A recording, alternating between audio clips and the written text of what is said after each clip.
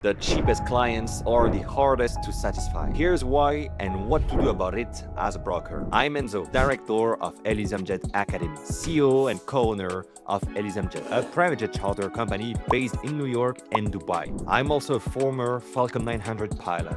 If you're a future broker starting out or an active broker already on your desk, this one is for you. Let's break it down. When you start in charter brokerage, every lead feels like an opportunity. You chase every single request. You accept every budget. You bend over backwards to close any deal. That instinct is normal. And in the early days, it's even necessary to build experience. But here is the paradox nobody warns you about. A $4,000 client will often give you more headaches than a $100,000 client. Let me define what I mean by cheap client. In this industry, they fall into two categories. First, low ticket bookings. $3,000 to $5,000 flights. Short hops on light jets or turboprop. Usually a one-time leisure trip where the client is stretching their budget to experience private aviation once. Second, empty legs hunters. Clients who only ever booked empty legs, waiting for last-minute positioning flights. No loyalty to a specific aircraft, no loyalty to a schedule, no loyalty to a broker. They are chasing the cheapest possible deal, period. Both of those profiles have one thing in common. They are transactional, not relational. And that's the root of the problem. Now, here is why they cause more problems on your desk than the big clients. Most of these clients are flying privately just once. For the experience, because it's a rare, special occasion, they want the maximum service possible. Premium catering,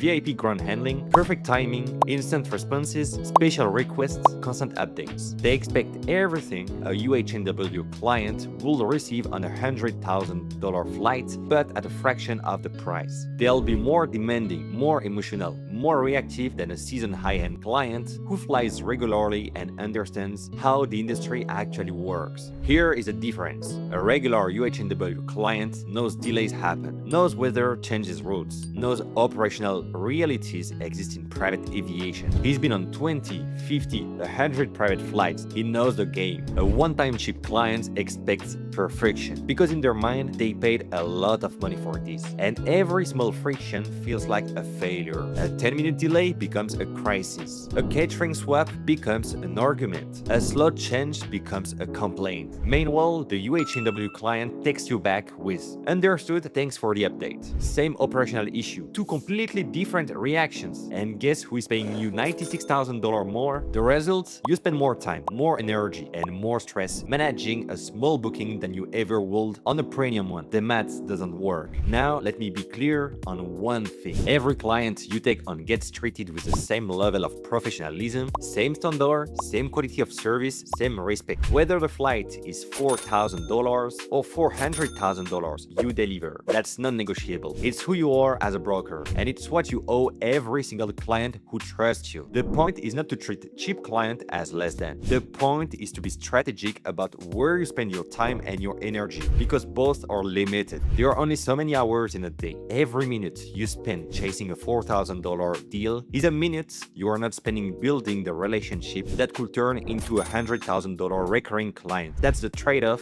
nobody talks about. But here's the nuance most brokers miss early on. In your first months, you don't always have the luxury of choosing. And that's fine. Taking budget bookings and empty leg requests actually help you. You build repetitions. You get real experience under real pressure. You learn how to handle difficult conversations. You develop your operator network. You practice coaching, contracting, managing flights end-to-end. You generate reviews and references you need to grow. Every cheap booking is a training rep. Every hard client is a lesson. You will need those reps before you get anywhere near a UHNW client. So in the beginning, yes, take the work, but treat it as a training ground, not as a long-term strategy. The shift happens later. Once you have a stable book of recurring clients, once you have enough monthly volume to cover your targets, once you have a solid reputation and real operator relationships, once you have confidence in your coaching and your execution. That's when you start being selective, you learn to qualify leads. You recognize red flags early, and you politely walk away from clients who will cost you more in stress and time than they will ever pay in margin. Being selective is not arrogance, it's professional maturity. Every senior broker gets there. Now, how do you spot a cheap client on the first contact? 5 signals. 1. They only ask about empty legs and refuse to consider regular charter. 2. They mention they are comparing 4 or 5 brokers. 3. They ask for discounts before anything else.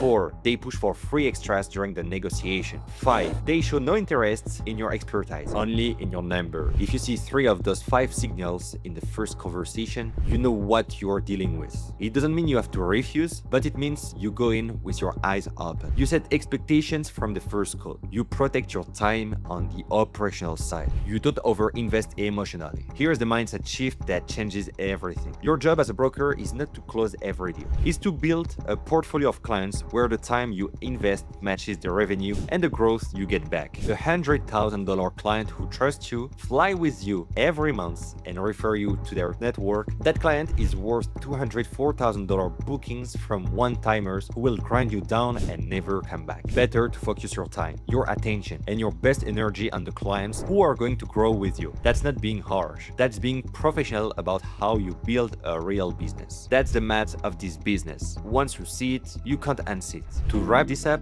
cheap clients are not bad clients. They are a specific type of client with specific expectations and a specific cost to serve. When you serve them fully. Same standards, same professionalism, but you don't build your business around them. Early in your career, they are your training ground. Later in your career, they become the clients you learn to filter, not out of arrogance, but out of focus. The skill is knowing which phase you are in and adjusting accordingly. One part I didn't cover today, how to actually qualify a lead in the first 5 minutes of a call. The exact question we ask, the signal we listen for, what we say when we decide to walk away. That's a whole video on its own. Subscribe so you don't miss it. And if you want to go further on the broker side of this business, we run a paid program at ElysiumJet Academy where we break down all this in depth. Link is in the description. Up to you. That's it for today. I'm Enzo. Thanks for watching, and I'll see you in the next one.